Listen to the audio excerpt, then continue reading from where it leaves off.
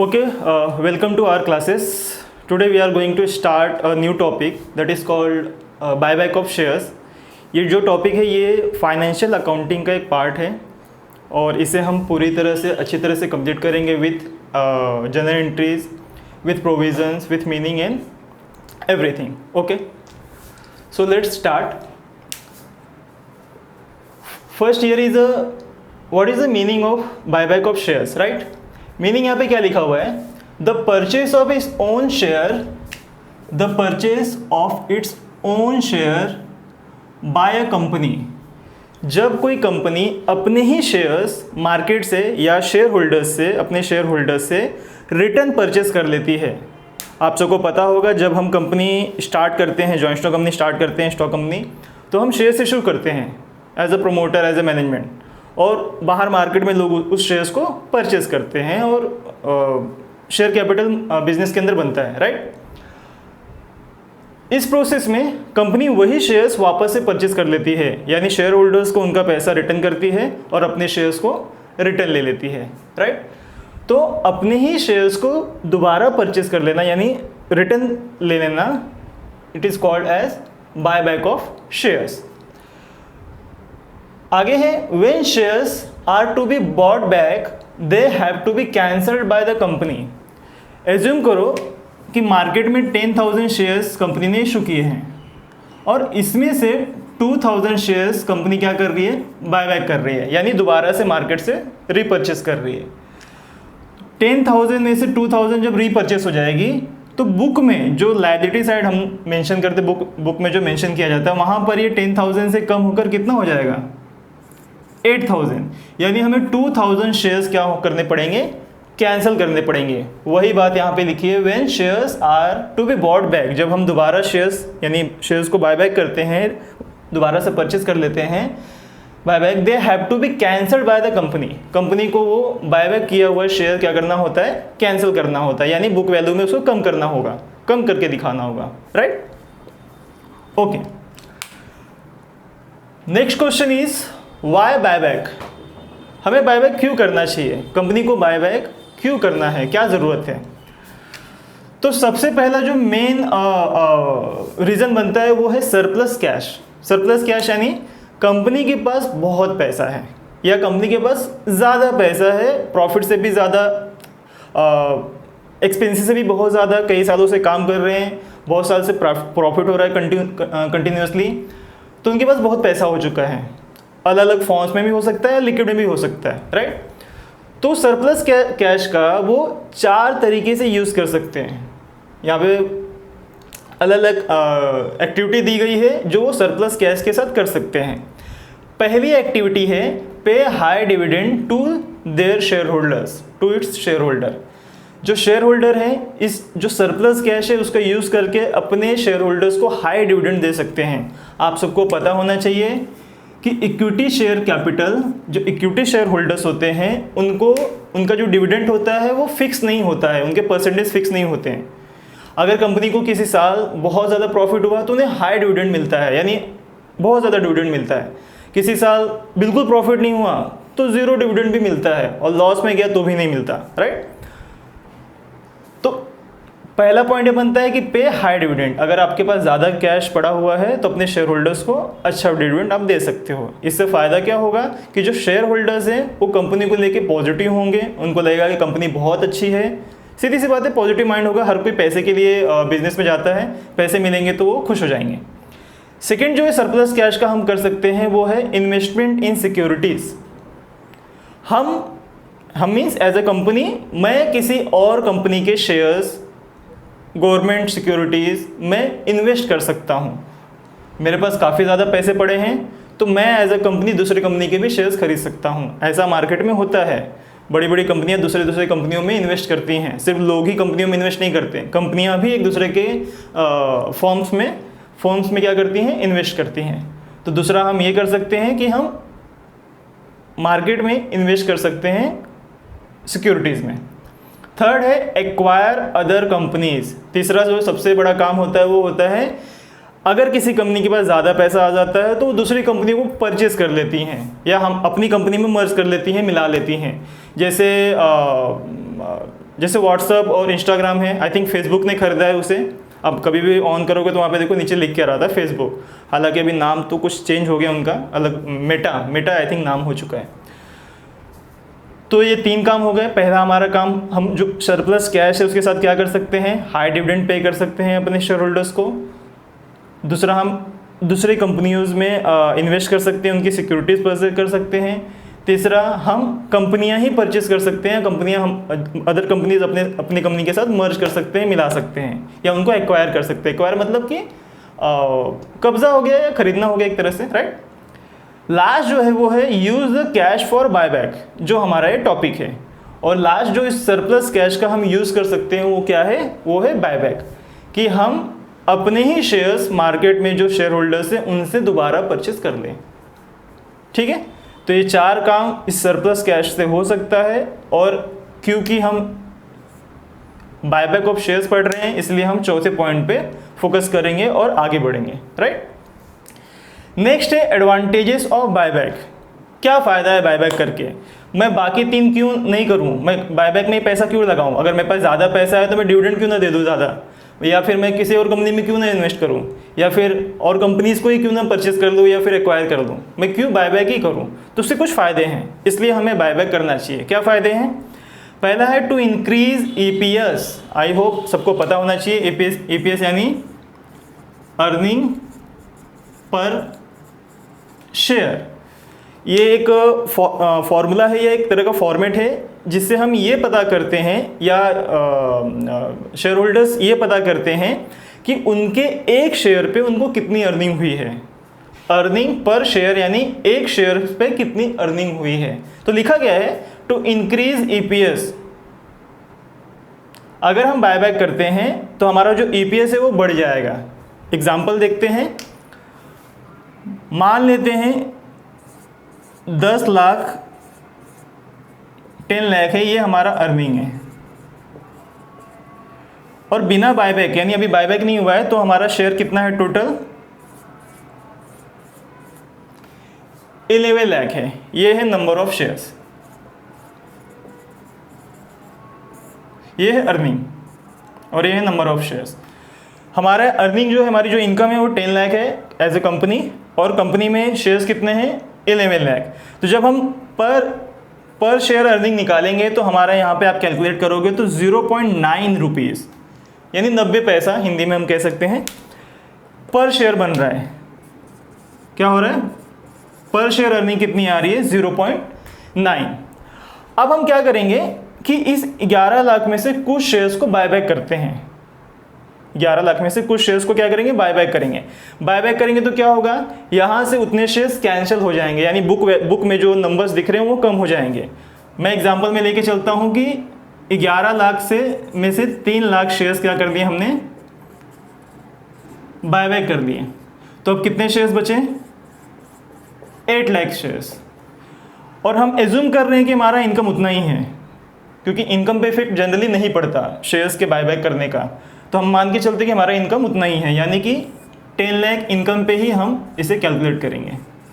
तो जब हम अब 10 लाख इनकम पे इसे कैलकुलेट करते हैं, ये हमारी अर्निंग है जैसा हमने पहले किया था, और ये हमारा नंबर ऑफ शेयर्स है जो अब कम हो चुका है। कैसे कम हो गया, हमने 3 लाख शेयर्स उसमें से बायबैक कर लिए, तो उतने अकाउंट में, उतने जो बुक वैल्यू में है, बुक में है, उतने कम नज़र आएंगे। जहाँ 11 लाख नज़र आ रहे थे बायबैक करने के बाद, अब 3 कम हो जाएंगे, कितने हो जाएंगे, 8 लाख। तो जब अब हम डिवाइड करते हैं तो यहाँ पे जो वैल्यू आती है वो आती है 1.25 पर शेयर, यानी अब हमारी अर्निंग क्या हो गई है, बढ़कर 1.25 हो चुकी है। तो यही ये पॉइंट लिखा है कि एडवांटेज क्या है बायबैक करने का, कि हमारा जो EPS है, अर्निंग पर शेयर है शेयर होल्डर्स का, वो बढ़ जाता है। पहले यहाँ पे जैसे एग्जांपल में 11 लाख था, 3 लाख बायबैक हो चुका है, तो यहाँ पे शेयर्स की वैल्यू कम हो गई, जबकि इनकम सेम है। तो जब कम नंबर ऑफ शेयर से डिवाइड करेंगे 10 लाख को तो हमारा वैल्यू आता है 1.25, जबकि ये पहले कितना था, जब 11 लाख था तो 0.9 पर शेयर था, यानी 90 पैसे पर शेयर इनकम शो हो रही थी कि हाँ एक शेयर पे 90 पैसा मिल रहा है, इनकम हो रही है। लेकिन वही अब बढ़कर कितनी हो गई है, 1.25, सवा पैसे बोल सकते हो, 1 रुपये 25 पैसा कह सकते हो आप, पर शेयर हो चुका है। तो पहला पॉइंट था to increase EPS, right. Second advantage क्या है बायबैक करने का, टू इंक्रीज प्रोमोटर्स और मैनेजमेंट होल्डिंग इन कंपनी। बहुत इंपॉर्टेंट है, ध्यान समझना। लिखा है increase promoters. Who are the promoters? हमने 12th के ऑर्गेनाइजेशन ऑफ कॉमर्स में, 12th के बिजनेस स्टडीज़ में पढ़ा हुआ है। प्रोमोटर्स वो होते हैं जिन्होंने कंपनी को स्टार्ट करने में पूरी हेल्प की है। वो सारे लोग जो कंपनी को स्टार्ट करते हैं, कंपनी को शुरू में जो भी ज़रूरत है, फॉर्मेशन ऑफ कंपनी में हमने पढ़ा था कि शुरू में जो भी कंपनी स्टार्ट करने के जितने भी लोग होते हैं, चाहे वो लोगों को अरेंज करना हो गया, शेयर कैपिटल इशू करना हो गया, स्टार्टिंग में, सबसे स्टार्टिंग में, तो प्रोमोटर्स उनको कहा जाता है जो एकदम शुरू में कंपनी को चालू करते, स्टार्ट करते, जिसने कंपनी चालू की। जैसे रिलायंस कंपनी हो गई, तो रिलायंस कंपनी के प्रोमोटर अंबानीज कहलाएंगे क्योंकि उन्होंने ही वो कंपनी स्टार्ट की थी, राइट। तो लिखा है इंक्रीज प्रोमोटर्स और मैनेजमेंट, कंपनी का जो मैनेजमेंट है, होल्डिंग इन कंपनी। होल्डिंग का मतलब होता है कंपनी के ऊपर अधिकार किसका बढ़ जाएगा? प्रोमोटर्स का और मैनेजमेंट का ज़्यादा हो जाएगा। कैसे, कब ज़्यादा हो जाएगा? जब बायबैक करेंगे तब। कैसे? एग्जाम्पल में पकड़ते हैं, एक कंपनी है, प्रोमोटर्स ने जब शेयर इशू किया था तो प्रोमोटर्स ने मार्केट में 25 पकड़ लेते हैं, 25,000 पकड़ लो, क्या लिखते हैं हम लोग, 25,000 शेयर्स मार्केट में इशू किए थे। मैं इसको पकड़ लेता हूँ मार्केट, और 25,000 प्रोमोटर्स के पास खुद है, प्रोमोटर्स और मैनेजमेंट के पास ही है। आपको पता होना चाहिए कि भाई जो कंपनी स्टार्ट करता है उसके पास भी बहुत सारे शेयर्स होते हैं, तभी तो ओनर होता है कंपनी का। उसके पास शेयर्स नहीं होंगे तो फिर ओनर कैसे कहलाएगा? तो 25,000 शेयर्स किसके पास है? ओनर्स के पास, या यहाँ कहें तो प्रोमोटर्स और मैनेजमेंट के पास है, और बाकी के 25,000 शेयर्स उन्होंने मार्केट में इशू करके रखे हैं। काफ़ी साल गुजर चुका है और कंपनी को बहुत अच्छा प्रॉफिट हो रहा है और कंपनी के पास बहुत सारा लिक्विड कैश, सरप्लस कैश पड़ा हुआ है, और कंपनी सोच रही कि अब हमें बायबैक करना चाहिए, राइट। तो ये डिसाइड होता है कि 5,000 शेयर्स हम क्या करेंगे? बायबैक करेंगे। 5,000 शेयर्स हम क्या करेंगे? बायबैक करेंगे। कहाँ से बायबैक होगा? तो सीधी सी बात है, मार्केट से शेयर्स कहाँ आएंगे? कंपनी में आ जाएंगे। तो मार्केट के शेयर्स में से 5,000 बायबैक हो गया, तो यहाँ पे कितना बचा मार्केट में? 20,000 शेयर्स बचे मार्केट में। सिंपल ना। प्रोमोटर्स ने सोचा कि 5,000 शेयर्स मार्केट से बायबैक करते हैं, तो जब 5,000 शेयर्स मार्केट से बायबैक करेंगे, जहाँ पे 50,000 के दिख रहा था टोटल था, जिसमें से 25,000 शेयर्स जो है मार्केट में इशू किए थे, और 25,000 शेयर्स के ओनर खुद उनके मालिक प्रोमोटर्स और मैनेजमेंट हैं, उनके पास शेयर्स हैं। इस 25,000 में से मार्केट में से जब 5,000 शेयर्स बायबैक करते हैं, तो इसमें से 5,000 शेयर्स कैंसिल हो जाएंगे। हमने शुरू में ही पढ़ा कि जब हम बायबैक करते हैं, when shares are to be brought back, they have to be cancelled by the company, क्योंकि वो अब है ही नहीं ना, वो कंपनी ने परचेज कर लिए, कंपनी ने वापस ले लिए। जब हम इशू करते हैं तो नंबर ऑफ शेयर्स बढ़ते हैं हमारे बुक के अंदर, जब हम वापस ले लेंगे तो नंबर ऑफ शेयर्स कम हो जाएंगे, डिक्रीज होंगे, राइट। तो 25 से अब कितने हो गए मार्केट में जो शो होंगे? वो 20 के, यानी अगर मैं दोनों ज्वाइन करूँ तो 45 के हो गए, राइट। पॉइंट क्या था कि यहाँ पे टू इंक्रीज द प्रोमोटर्स और management holding in company. Comparison में देखा जाए तो जब बायबैक करने से पहले क्या रेशियो था दोनों का? 1:1 था। मार्केट में भी सेम अमाउंट का नंबर ऑफ शेयर्स इशूड थे और ओनर्स के पास भी सेम नंबर ऑफ शेयर्स थे, यानी 1:1 का रेशियो था। सिंपल ना। 25:25 कट करेंगे तो 1:1 ही बनेगा, सिंपल। लेकिन जब अब हमने बायबैक कर लिया यहाँ मार्केट से 5,000, तो यहाँ पे 20 के है और यहाँ पे 25 के ही है। ओनर्स के पास अभी भी 25 है, लेकिन मार्केट में 20 हो चुका है। तो अब जब देखोगे तो रेशियो क्या हो गया है? 20:25, यानी ओनर्स के पास, बिजनेस के पास नंबर ऑफ शेयर्स ज़्यादा नज़र आ रहे हैं, प्रोमोटर्स के पास, मैनेजमेंट के पास नंबर ऑफ शेयर्स ज़्यादा नज़र आ रहे हैं, 25 नज़र आ रहे हैं, जबकि मार्केट में शेयर होल्डर्स के पास कितने हैं? सिर्फ 20 हैं। तो इससे क्या नज़र आता है कि जैसे ही बायबैक होता है, ओनर्स की होल्डिंग कंपनी में जो एक तरह से कह सकते हैं अधिकार है, अथॉरिटी है कंपनी में, ज़्यादा हो जाती है। पहले कैसा था अधिकार? मार्केट का 50% अथॉरिटी थी और 50% किसकी थी? ओनर की, प्रोमोटर्स की थी। लेकिन जैसे ही मार्केट से 5,000 शेयर्स बायबैक कर लिए गए, तो अब उनके अथॉरिटी में, उनके होल्डिंग में डिफरेंस आ गया है। अब ये सिर्फ 20 होल्डिंग्स 20 अगर मैं रेशियो करूँ तो ये कुछ 40% निकलेगा। आई थिंक नॉट 40, 45 पकड़ लो और ये 55% पकड़ लो। पहले 50-50% था, दोनों के पास सेम नंबर ऑफ शेयर्स थे, मार्केट में भी सेम थे, प्रमोटर्स के पास भी सेम थे। अब हम इसको एज ए रेशियो निकालेंगे तो आई थिंक 45 और 55 बनना चाहिए, कैलकुलेशन कर लेना, लेकिन ये ज़्यादा ही होगा। तो अब 55% हक किसका बन गया, होल्डिंग किसकी हो गई, प्रोमोटर्स की हो गई, और 45% ही सिर्फ अभी मार्केट में रह गई। तो सिंपल बात ये थी कि भाई जब भी प्रोमोटर्स बायबैक करते हैं तो उनका हक कंपनी पे बढ़ जाता है, क्योंकि मार्केट में शेयर कम हो जाते हैं, तो मार्केट वालों का हक कंपनी के ऊपर कम हो जाता है। ठीक है। थर्ड पॉइंट है to support share prices by increase in value. ये बहुत सिंपल है, आपको पता होना चाहिए कि जब भी मार्केट में किसी कंपनी का स्टॉक ज़्यादा परचेस किया जाता है, जब ज़्यादा परचेस की एक्टिविटी होती है मार्केट के अंदर, तो उस शेयर की वैल्यू बढ़ जाती है। ज़्यादा परचेस करने का मतलब यही होता है कि डिमांड उस शेयर से ज़्यादा है मार्केट में। सीधी सी बात है, जिस कंपनी के स्टॉक, जिस कंपनी के शेयर ज़्यादा परचेस हो रहे हैं, उसकी डिमांड मार्केट में ज़्यादा है, तभी वो ज़्यादा परचेस हो रहे हैं। तो जब खुद प्रोमोटर्स या खुद बिजनेस अपने ही शेयर्स परचेस करता है तो उसका इफेक्ट उसके शेयर प्राइस पे पड़ता है, मार्केट के शेयर प्राइस पे, जो जनरली इंक्रीज होती है। क्या होती है, इंक्रीज होती है। ठीक है। फोर्थ है to pay surplus cash to share holders. वो तो हो ही रहा है ऑटोमेटिकली, जब हम शेयर होल्डर्स से मार्केट से शेयर्स बायबैक कर रहे हैं तो शेयर्स लेने के बाद हम उन्हें रिटर्न में क्या दे रहे हैं, कैश ही दे रहे हैं। तो लिखा है ना टू पे सरप्लस कैश, वहीं से तो मेन सारा मामला शुरू हुआ है कि सरप्लस कैश है इसीलिए बायबैक किया जा रहा है, और बायबैक करेंगे तो शेयर होल्डर्स के पास पैसा जाएगा ही जाएगा, वही लिखा हुआ है to pay surplus cash to share holders, right. Fifth, ये भी बड़ा इंपॉर्टेंट है लॉजिकली, क्या है, to prevent take over attempts of competitors. आप कभी एनालिसिस करना या बहुत सारी कंपनीज के बारे में जब सोचते हो, पढ़ते हो, टीचर्स ने भी आपको बताया होगा कि मार्केट में जब शेयर्स पड़े होते हैं, जैसे यहाँ पे मैंने 25 के लिया है, तो ये 25 के तो प्रोमोटर्स के पास थे, मैनेजमेंट के पास हैं, तो चलो ये इससे कोई मतलब ये जो 25,000 शेयर्स है ये कॉम्पिटिटर्स नहीं खरीद सकते, क्योंकि ये तो ओनर के पास ही है। मैं अगर 25,000 शेयर्स का मालिक हूँ और मेरी खुद की बिजनेस है, मेरी खुद की बिजनेस का मैं 25,000 शेयर्स लेके रखा हूँ, तो मैं किसी और को क्यों बेचूंगा, नहीं बेचूंगा ना, यानी वो मेरा मर्जी होगा, मेरे ऊपर होगा। लेकिन जो 25,000 मार्केट में शेयर्स था वो कॉम्पिटिटर्स किसी भी तरह से खरीद सकता है। जो हमारा कॉम्पिटिटर है, कॉम्पिटिटर का मतलब क्या होता है, सेम प्रोडक्ट सेम सर्विस जो दे रहा हो मार्केट में, right, same product same service जो मार्केट में दे रहा हो। तो अगर मेरा कॉम्पिटिटर 25,000 शेयर्स पूरा मार्केट का परचेस कर लेता है, तो मेरा कॉम्पिटिटर मेरी ही कंपनी में 50% का ये हो जाएगा, ओनर हो जाएगा।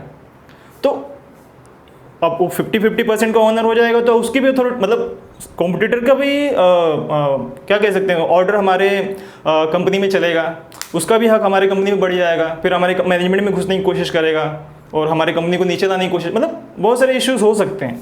तो प्रिवेंट का मतलब होता है बचाने के लिए, किससे बचाने के लिए, टेक ओवर। हमारा जो कॉम्पिटिटर है हमारे कंपनी को कहीं खरीद न ले। देखो कंपनीज को कैसे खरीदा जाता है, उनके शेयर्स खरीदने के बाद।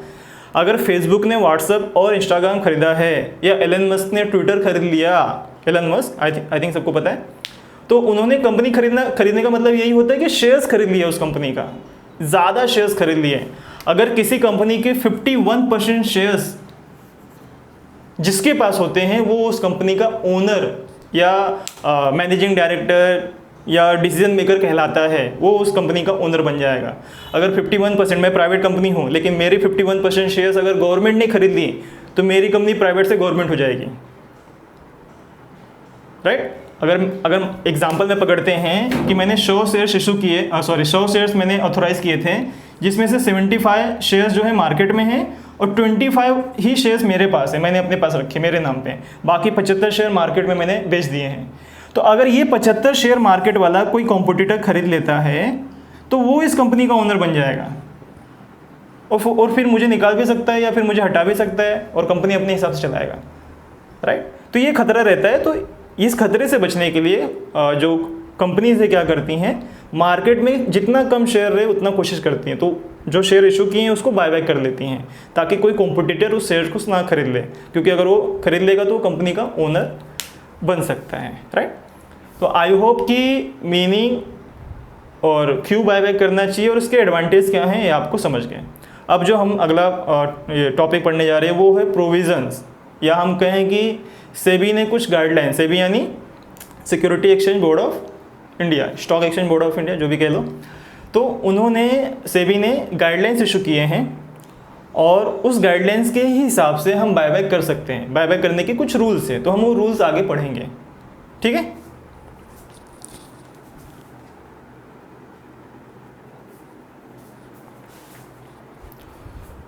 ओके, सो आगे जब हम क्वेश्चन सॉल्व करेंगे बायबैक के, तो उसके लिए कुछ रूल्स, कुछ नियम, कुछ प्रोविजंस है जिसे हमें ध्यान देना है। तो उस प्रोविजंस को थोड़ा अच्छे से पढ़ लेते हैं, समझ लेते हैं, राइट।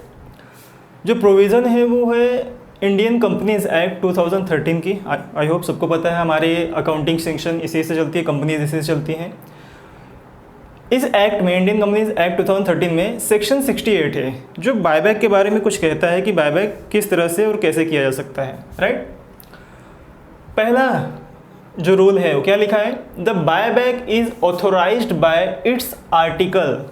आई होप आप सबको पता है कि जो भी जॉइंट स्टॉक कंपनी होती हैं, जब वो शुरू होती हैं, स्टार्ट की जाती है, तो वहाँ पे दो इम्पॉर्टेंट बुक्स बनाए जाते हैं या लिखे जाते हैं। उनका नाम है आर्टिकल ऑफ एसोसिएशन और मेमोरेंडम ऑफ एसोसिएशन। तो कह रहे हैं कि जब आप बायबैक कर रहे हो तो आपको चेक करना है कि आपके आर्टिकल ऑफ एसोसिएशन में ऐसा लिखा है कि कंपनी बायबैक कर सकती है या नहीं। लिखा है देन हम आगे बढ़ेंगे, नहीं लिखा है तो फिर आप बायबैक नहीं कर सकते। सेकेंड है special provisions has to be passed in general meeting. हम सबको पता होना चाहिए कि कंपनी में जब भी कोई बड़ा डिसीजन लिया जाता है, इवन छोटा डिसीजन भी जब लिया जाता है, तो एक नॉर्मल मीटिंग्स होती हैं। और क्योंकि ये शेयर से रिलेटेड एक्टिविटी है, बायबैक है, बायबैक यानी शेयर्स ही हमें रिपर्चेस करना है, तो यहाँ पे एक जनरल मीटिंग बहुत इंपॉर्टेंट होती है और उस मीटिंग में सबकी अप्रूवल लेनी होती है, सबके सिग्नेचर, जो भी ड्राफ्ट बनेगा उस ड्राफ्ट पे सबका सिग्नेचर, यानी सबकी सहमति, जो भी शेयर होल्डर्स होंगे, डायरेक्टर होंगे, उनका, कि भाई हाँ कंपनी बायबैक कर सकती है, करना चाहती है, राइट। तो ये दो चीज़ पहले करनी है। एक तो आपको चेक करना है आपके आर्टिकल में मेंशन है या नहीं, मतलब आपके बुक में, कंपनी के बुक में मेंशन है या नहीं कि बायबैक कर सकते हैं या नहीं। दूसरा, हमें एक मीटिंग रखनी पड़ेगी और उस मीटिंग में क्या करना होगा, स्पेशल प्रोविज़न पास करना होगा कि हम कंपनी जो है बायबैक करना चाहती है शेयर। उसके बाद 3 स्टेप हैं, या आप कहें ये एक तरह का 3 टेस्ट है जो हमें करना होगा क्वेश्चन सॉल्व करने से पहले। कब करना होगा, जब हमें क्वेश्चन में ये नहीं दिया होगा कि कितने नंबर ऑफ शेयर्स हमें बायबैक करने हैं। तो कितने नंबर ऑफ शेयर्स बायबैक करने हैं या फिर हम बायबैक कर सकते हैं या नहीं, ये चेक करने के लिए 3 टेस्ट करने होते हैं। मैं फिर से रिपीट करता हूँ, क्वेश्चन में अगर ये मेंशन नहीं है कि कितने नंबर ऑफ शेयर्स हमें बायबैक करने हैं, और दूसरी बात कि हम बायबैक कर सकते हैं या नहीं, ये 2 चीज़ें चेक करने के लिए हमें ये 3 टेस्ट करने होंगे। पहला है रिसोर्स टेस्ट। क्या है resource test? Buyback must be less than 25% of paid up capital in free reserves. 25% of paid up capital and free reserves. अच्छे से देखना, पहला नियम, पहला टेस्ट जो लिखा है क्या है कि बायबैक हम तब करेंगे या कितना कर सकते हैं, पेड अप कैपिटल और फ्री रिजर्व का 25% से ज़्यादा बायबैक नहीं कर सकते हैं। अगर मैं एग्जांपल में कुछ अमाउंट ले लूँ कि पेड अप कैपिटल मेरे पास 50 रुपीज़ है और हमारे पास टोटल फ्री रिजर्व भी 50 है, यानी पेड अप कैपिटल और फ्री रिजर्व मिलाकर मेरे पास 100 समझ लो अमाउंट बनता है। तो इस 100 का हम कितना बायबैक कर सकते हैं, ओनली 25%, यानी 25% तक कर सकते हैं, यानी कम भी हो सकता है, 25 से कम यानी 20 भी हो सकता है, 10 भी हो सकता है, 15 भी हो सकता है। फिलहाल हम 25 लेके चलते हैं, तो इसका 25% कितना हो जाएगा, सिंपल 25, यानी 25 रुपये तक का ही हम बायबैक कर सकते हैं according to this test. I hope समझ में आया। पहला टेस्ट क्या लिखा है कि पेड अप कैपिटल और फ्री रिजर्व दोनों को समअप करके, दोनों को जोड़कर उसका जो 25% निकलेगा उतने अमाउंट तक का ही हम बायबैक कर सकते हैं, ठीक है। इसके लिए एक फॉर्मूला भी है, क्योंकि ये तीनों टेस्ट इसलिए भी किया जा रहा है कि कितने नंबर ऑफ शेयर्स बायबैक किए जा सकते हैं। तो हमें जितने भी कैलकुलेशन करने होंगे उसमें लास्ट में नंबर ऑफ शेयर्स निकालना होगा तीनों टेस्ट में। तो यहाँ पे फॉर्मूला है free reserve plus paid up capital, जैसा यहाँ पे लिखा था फ्री पेड अप कैपिटल और फ्री रिजर्व दोनों को सम अप करना है, उसका 25% निकालना है और डिवाइड करना है नंबर ऑफ शेयर निकालने के लिए, कितने बायबैक कर सकते हैं उन नंबर ऑफ शेयर निकालने के लिए बाय बैक प्राइस। सीधी सी बात है ना, हम जब बायबैक कर रहे हैं तो शेयर होल्डर्स को कुछ प्राइस भी देंगे ना, उनका शेयर्स लेंगे तो एक वैल्यू भी डिसाइड करेंगे कि हाँ हम इतने में बायबैक करना चाहते हैं, तो जो भी प्राइस डिसाइड होगा उस प्राइस से यहाँ डिवाइड कर देंगे। तो इस पूरे फॉर्मूले को यूज़ करने के बाद हमें मिलेगा नंबर ऑफ शेयर्स, ठीक ना। सेकेंड यानी यहाँ पे फोर्थ है, पहले टेस्ट के बाद दूसरा टेस्ट है, fourth point shares outstanding test. ये क्या है? A company can not, terms पे ध्यान देना चाहिए, can not buy back more than 25% of number of share issued. यहाँ पे नंबर ऑफ शेयर्स, यहाँ पे वैल्यू की बात हो रही थी सिर्फ इतने से लाइनों में, यहाँ पे इतने लाइनों में किसकी बात हो रही है? नंबर ऑफ शेयर्स की बात हो रही है। क्या लिखा है कि कंपनी जो है 25% से ज़्यादा जो है बायबैक नहीं कर सकती जो भी शेयर उसने इशू किया है। अगर एग्जाम्पल में पकड़ लें, कंपनी ने 10,000 शेयर्स इशू किए हैं तो इस 10,000 का 25% 2,500 से ज़्यादा शेयर बायबैक नहीं कर सकते। तो दूसरा रूल ये कहता है, पहले रूल में वैल्यू निकली थी कि इतने वैल्यू तक का ही 25% से ज़्यादा वैल्यू का हम नहीं बायबैक कर सकते। दूसरे में जितना हमने नंबर ऑफ शेयर इशू किया है उसका 25% से ज़्यादा हम बायबैक नहीं कर सकते, राइट। तीसरा डेब्ट equity ratio test, after buyback डेब्ट equity ratio can not be more than 2:1। लिखा क्या है? आफ्टर बायबैक, बायबैक करने के बाद हमें चेक करना है, हमें चेक करना है कि भाई हमारा जो डेब्ट इक्विटी रेशियो है वो 2:1 तक ही होना चाहिए, उससे ज़्यादा नहीं होना चाहिए। अब डेब्ट इक्विटी रेशियो क्या होता है कि जितना कंपनी पे कर्ज है, जितना डेब्ट है और जितनी इक्विटी है, दोनों का रेशियो जो होना चाहिए वो 2:1 होना चाहिए। यहाँ पे कहने का मीनिंग ये है कि भाई कंपनी ने 2 रुपया उधार लिया है और कंपनी के पास खुद का कैपिटल कितना है? 1 रुपये है, तो यही रेशियो मेंटेन रहना चाहिए। ऐसा नहीं कि 3:1 हो जाना चाहिए कि 3 रुपये उधार हो चुके हैं और कंपनी के पास 1 रुपया है, या 4:1 ऐसा भी नहीं होना चाहिए, या 5:2 ऐसा भी नहीं होना चाहिए। 2:1 से कम रहना चाहिए या उतना रहना चाहिए, ठीक है। तो ये 3 टेस्ट हैं, इन तीनों टेस्ट को करने के बाद हमें नंबर ऑफ शेयर्स मिलेंगे इस टेस्ट में। उसके फॉर्मूले हैं वो हम आगे जब क्वेश्चन सॉल्व करेंगे तो देखेंगे। मैंने क्या कहा, ये तीनों टेस्ट कब करने हैं? जब क्वेश्चन में नंबर ऑफ शेयर्स नहीं दिए होंगे, तो हमें निकालने पड़ेंगे ना कि कितने नंबर ऑफ शेयर्स बायबैक कर सकते हैं। तो हमें सारी डिटेल दी होगी और हमें तीनों टेस्ट करके नंबर ऑफ शेयर पता करने पड़ेंगे। इसमें अलग नंबर ऑफ शेयर्स आएंगे, इसमें अलग नंबर ऑफ शेयर्स आएंगे, इसमें भी अलग नंबर ऑफ शेयर्स आएंगे। अब तीनों टेस्ट करने के बाद अगला स्टेप ये है, हमें चेक करना है, हमें क्या करना है? चेक करना है कि इन तीनों में सबसे कम नंबर ऑफ शेयर्स किस में हैं। फॉर एग्जाम्पल मैंने ये टेस्ट किया, रिसोर्स टेस्ट, और मुझे यहाँ पे 5,000 नंबर ऑफ शेयर्स मिलते हैं पूरे कैलकुलेशन के बाद। फोर्थ यानी दूसरा टेस्ट करने के बाद शेयर्स आउटस्टैंडिंग टेस्ट करने के बाद मुझे यहाँ पे 3,500 शेयर्स नंबर ऑफ शेयर्स मिलते हैं, और डेब्ट इक्विटी रेशियो टेस्ट करने के बाद मुझे यहाँ पे 3,000 शेयर्स नंबर ऑफ शेयर्स मिलते हैं। तो रूल ये कहता है कि इन तीनों टेस्ट में जो सबसे कम नंबर ऑफ शेयर्स होंगे हम उसे ही बायबैक करेंगे, उसे ही हम आगे ले जाएंगे और उसी नंबर ऑफ शेयर्स को हम लोग बायबैक करेंगे।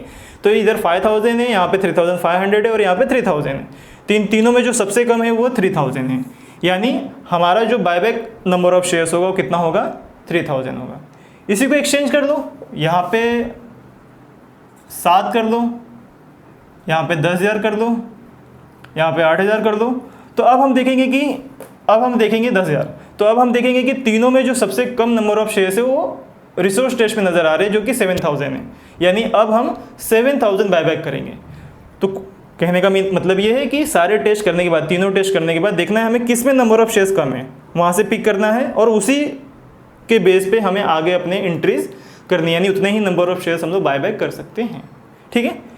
तो ये बहुत इंपॉर्टेंट है, प्लीज़ ये तीनों टेस्ट ध्यान देना, क्योंकि अगर क्वेश्चन में नंबर ऑफ शेयर्स नहीं दिए हैं, एलिजिबिलिटी नहीं दी है, तो हमें ये टेस्ट तीनों करने होंगे, जिससे एलिजिबिलिटी भी पता चलेगी कंपनी की कि बायबैक हो सकता है या नहीं, और दूसरा नंबर ऑफ शेयर्स भी मिल जाएंगे जो बायबैक करने हैं।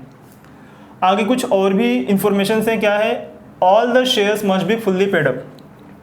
जो भी शेयर्स हम बायबैक करने जा रहे हैं वो सारे शेयर्स फुल्ली पेड अप होने चाहिए। जैसे मैंने तीनों टेस्ट किया और मुझे मिला कि सबसे कम 7,000 है, 7,000 है। तो जब मैं 7,000 शेयर्स बायबैक करने जा रहा हूँ तो मुझे ये भी ध्यान रहना चाहिए कि ये 7,000 फुल्ली पेड अप रहे हैं। ऐसा नहीं कि आधे पैसे आए हैं 7,000 शेयर्स के, आधे नहीं आए, या जो भी फुल्ली पेड अप होना चाहिए 100%। तो ये ध्यान रखना है। 7 पॉइंट है, here free reserves also include security premium. यहाँ हम क्वेश्चन सॉल्व करते टाइम कुछ फ्री रिजर्व्स अकाउंट भी यूज़ करेंगे। तो उस फ्री रिजर्व में कह रहा है कि सिर्फ इस बायबैक ऑफ शेयर्स, इस चैप्टर में, इस टॉपिक में हम सिक्योरिटी प्रीमियम को as a free reserve use करेंगे, जबकि सिक्योरिटी प्रीमियम स्पेशल रिजर्व है, वो फ्री रिजर्व नहीं है। आई होप फ्री रिजर्व सबको पता है।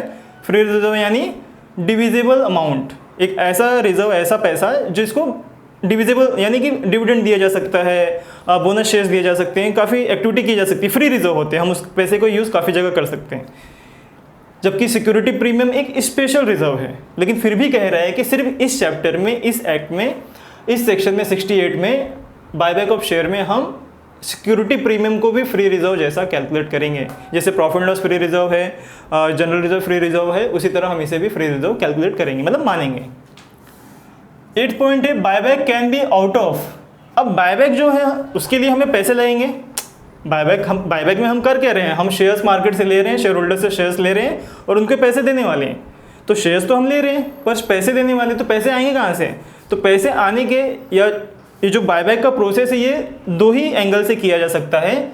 एक तो फ्री रिजर्व से, जो हमारे पास फ्री रिजर्व पड़ा है, जनरल रिजर्व में जो पैसे पड़े हैं, प्रॉफिट लॉस में जो पैसे पड़े हैं, और यहाँ पे इन्होंने कहा कि सिक्योरिटी प्रीमियम भी हम ले सकते हैं। तो सिक्योरिटी प्रीमियम, इन तीनों में जो पैसे पड़े हैं उसका यूज़ करके हम बायबैक करेंगे। ये पहला मेथड हो गया, ये पहला पार्ट हो गया। दूसरा, हम किस तरह से बायबैक कर सकते हैं? Fresh issue of equity share या प्रेफरेंस शेयर, यानी नया शेयर इशू करके मार्केट में उसका जो पैसा आएगा वो पैसा हम यूज़ करके बायबैक कर सकते हैं शेयर्स का। आई होप समझ गए। तो दो तरीके के हमारे पास buyback can be out of this 2 parts.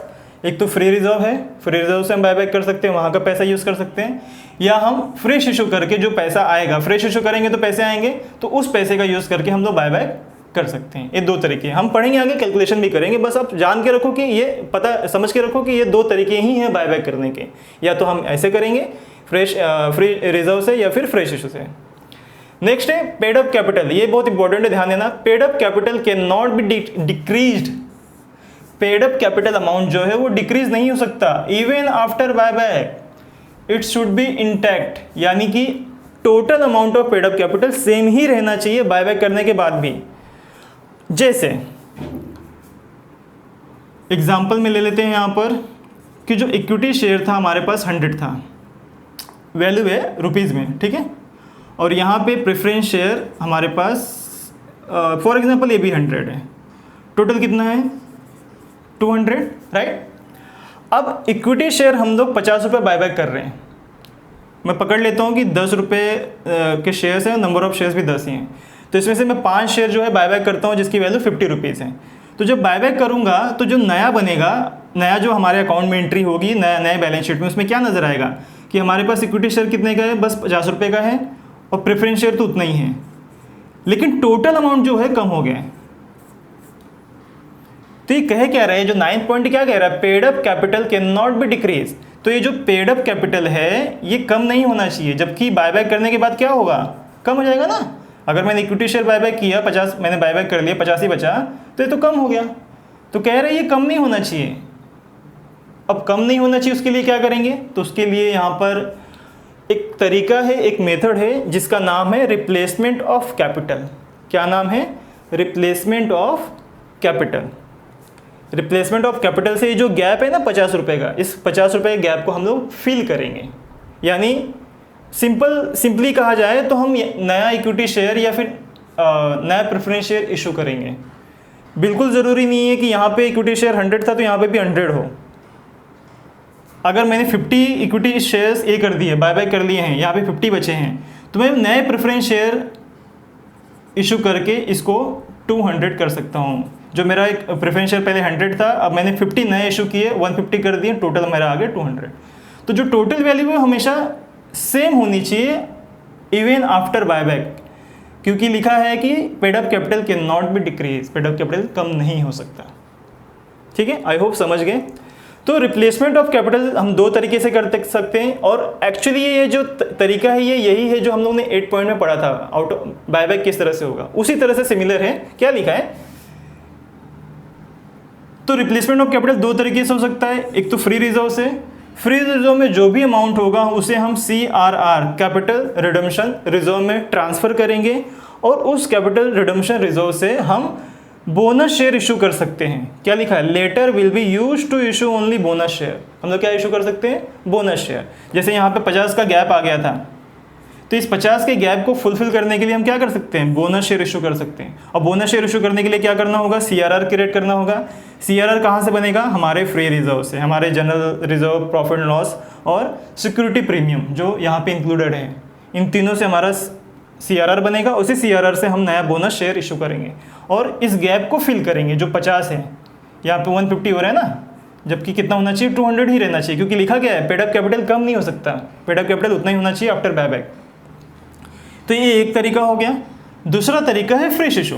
Very simple, fresh issue में मैंने कहा कि भाई अगर इक्विटी शेयर बायबैक हो रहा है, हाँ एक और चीज़ ध्यान रखना, मैंने पीछे बताया नहीं, अगर इक्विटी शेयर बायबैक हो रहा है, जनरली इक्विटी शेयर ही होता है, तो हम फ्रेश इशू में कभी भी इक्विटी शेयर इशू नहीं कर सकते हैं। अगर इक्विटी शेयर बायबैक हो रहा है तो फ्रेश इशू में हम लोग सिर्फ प्रेफरेंस शेयर ही बायबैक इशू कर सकते हैं, ठीक है। और कभी अगर ऐसा आया कि प्रेफरेंस शेयर बायबैक हो रहा है, हाँ, जबकि ऐसा होता नहीं, फिर भी एग्जांपल, तो हम इक्विटी शेयर इशू करेंगे, यानी जो बायबैक हो रहा है उसके अपोजिट वाला ही इशू हो पाएगा।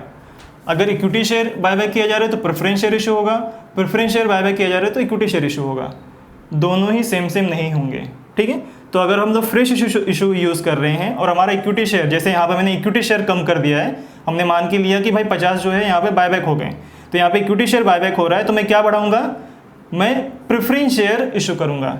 प्रेफरेंस शेयर इशू करके मैं इसको 150 करके यहाँ पे 200 टोटल अमाउंट सेम लाने की कोशिश करूँगा। तो ये दो तरीके हैं जिसको हम लोग रिप्लेसमेंट ऑफ कैपिटल कहते हैं, कैपिटल को गैप को भरने के लिए, ठीक है। तो एक बार मैं फटाफट वापस से सम अप कर लेता हूँ, उसके बाद हम लोग अगले लेक्चर में इसे जनरल एंट्रीज पढ़ेंगे, उसके क्वेश्चन भी सॉल्व करेंगे। तो ये प्रोविज़न है जिसे आपको पूरा ध्यान रखना है, बहुत ही सिंपल है, सेक्शन 68 के अंडर में आता है कंपनीज एक्ट के। पहली चीज़ लिखिए कि आपके कंपनी के आर्टिकल ऑफ एसोसिएशन में ये मेंशन होना चाहिए कि बायबैक ऑथोराइज्ड है, तो कर पाएंगे बायबैक। दूसरा प्रोविज़न, स्पेशल प्रोविज़न पास करना होगा जनरल मीटिंग, यानी एक मीटिंग बुलाकर उसमें स्पेशल प्रोविज़न सबके अप्रूवल लेने होंगे। फिर 3 तरह के टेस्ट करने होंगे, नंबर ऑफ शेयर्स पता करने के लिए, और कंपनी एलिजिबल है या नहीं, या फिर हमारे पास वो कंडीशन है या नहीं बायबैक करने के लिए। तो कंडीशन पता करने के लिए और नंबर ऑफ शेयर्स पता करने के लिए कितना बायबैक कर सकते हैं, ये 3 टेस्ट करने हैं। जिसमें पहला टेस्ट है रिसोर्स टेस्ट। इसमें क्या कहा गया कि पेड अप कैपिटल और फ्री रिजर्व को जोड़ने के बाद उसका जो 25% निकलेगा अमाउंट, उससे ज़्यादा का बायबैक नहीं हो सकता, ठीक है। दूसरे वाले में था शेयर आउटस्टैंडिंग टेस्ट। इसमें क्या लिखा है कि जितना भी शेयर आपने इशू किया है, नंबर ऑफ शेयर इशूड, उसका 25% से ज़्यादा आप बायबैक नहीं कर सकते। अगर आपने 100 शेयर्स इशू किए हैं तो 25 शेयर से ज़्यादा आप वापस नहीं ले सकते, 25 शेयर्स तक ही वापस मार्केट से बायबैक कर सकते हैं।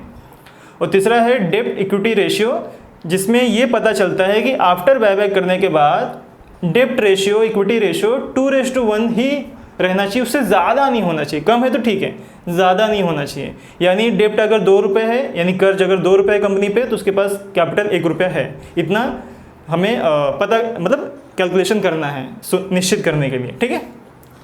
तो ये तीनों टेस्ट करने के बाद हम देखेंगे कि नंबर ऑफ शेयर्स किस में कम है। जैसे मैंने यहाँ पे लिखा था 7,000, 10,000 और 8,000, तो नंबर ऑफ शेयर्स जो है यहाँ पे कम नज़र आ रहा है पहले टेस्ट में। तो इसी नंबर ऑफ शेयर्स को लेके हम आगे बढ़ेंगे और उसे बायबैक करेंगे, राइट। अगला ध्यान देना है कि जो भी नंबर ऑफ शेयर्स, जैसे 7,000 नंबर ऑफ शेयर में बायबैक करने जा रहा हूँ, तो मुझे चेक करना है कि वो फुल्ली पेडअप है क्या या नहीं। फुल्ली पेडअप नहीं है तो फिर वो बायबैक नहीं हो पाएंगे, पहले उन्हें फुल्ली पेडअप करना पड़ेगा, फिर बायबैक कर पाएंगे। आगे है here free reserves also include security premium, जो हमने अब डिस्कस कर लिया कि भाई यहाँ पर सिक्योरिटी प्रीमियम को भी इंक्लूड किया गया है फ्री रिजर्व में, जबकि सिक्योरिटी प्रीमियम स्पेशल रिजर्व है, वो फ्री रिजर्व नहीं होता। लेकिन सिर्फ इस चैप्टर में बायबैक में ही सिक्योरिटी प्रीमियम को फ्री रिजर्व में लिया गया है। और अगला है बायबैक कैन बी ऑटो। तो बायबैक 2 तरीके से हो सकता है सेबी गाइडलाइंस के हिसाब से, एक तो फ्री रिजर्व से, फ्री रिजर्व यूज़ करके जिसमें security premium, profit and loss और जनरल रिजर्व आ जाता है, और भी एक दो आते हैं, राइट, हम जब क्वेश्चन देखेंगे तो उसमें होंगे। और दूसरा हम तरीका यूज़ कर सकते हैं फ्रेश इशू, नया शेयर इशू करके हम लोग बायबैक कर सकते हैं, ठीक है। लास्ट पॉइंट था paid up capital can not be decrease even after buyback, it should be intact. बहुत ही सिंपल है, एकदम सिंपल कैलकुलेशन है कि भाई बायबैक करने के बाद भी वैल्यू कम नहीं होनी चाहिए total value paid up capital की, वो सेम ही रहनी चाहिए। शेयर्स भले ऊपर नीचे हो जाएं, यहाँ शेयर्स इक्विटी शेयर 100 थे, प्रेफरेंस शेयर 100 थे, बायबैक करने के बाद इक्विटी शेयर, यहाँ पे इक्विटी शेयर 50 हो गए और प्रेफरेंस शेयर 100 थे, तो हमने 50 जोड़कर इसको इक्वल किया, 200 कर दिया, राइट। यानी कि टोटल अमाउंट सेम होने चाहिए, भले ही shares, number of shares buyback करने के बाद ऊपर नीचे हो जाए तो भी चलेंगे, ठीक है। तो इस गैप को भरने, क्योंकि देखो हम लोग बायबैक करेंगे तो गैप तो होगा ही, तो जो मैंने 50 का गैप यहाँ पे भरा है, 100 से 150 किया है, ये किस मेथड से किया हमने? रिप्लेसमेंट ऑफ कैपिटल के मेथड से। या तो हम फ्री रिजर्व यूज करके बोनस शेयर इशू कर सकते हैं, फ्री रिजर्व से CRR क्रिएट करेंगे और CRR से सिर्फ बोनस शेयर इशू किया जा सकता है। क्या लिखा है? Latter will be use to issue only bonus shares. इस CRR का यूज सिर्फ बोनस शेयर इशू करने के लिए किया जा सकता है, ठीक है। तो एक पहला मेथड हो गया इस गैप को फिल करने के लिए, अमाउंट के गैप को, और दूसरा है फ्रेश इशू, या फिर मैं नया शेयर इशू करूं और उसको यहाँ पे दिखाऊं, तो मेरा क्या हो जाएगा, पेड अप कैपिटल इक्वली नज़र आएगा, डिक्रीज नज़र नहीं आएगा जो यहाँ पे लिखा हुआ है, ठीक है। आई होप आपको एटलीस्ट 50% भी समझ में आया होगा। अगर इतना भी आया तो वेरी गुड, क्योंकि सारी चीज़ें एक बार में समझी नहीं जा सकती, चाहे कितना ही बड़ा होशियार स्टूडेंट हो या कितना भी अच्छे टीचर हो। तो हम अगले लेक्चर में जनरल एंट्रीज पढ़ेंगे और उससे रिलेटेड एक क्वेश्चन सॉल्व करने की कोशिश करेंगे, राइट। तो हमारी कॉन्सेप्ट वहाँ पे धीरे धीरे क्लियर होते जाएंगे, और आप सबको पता होना चाहिए, इवन आपको पता भी होगा कि अकाउंट्स BK जिसे हम कहते हैं, या अकाउंट्स कह लो आप, ये प्रैक्टिस की चीज़ें हैं, इसे याद नहीं रखा जा सकता। हम जैसे जैसे प्रैक्टिस करेंगे हमारे कॉन्सेप्ट जो है धीरे धीरे क्लियर होते चले जाएंगे। Okay, thank you.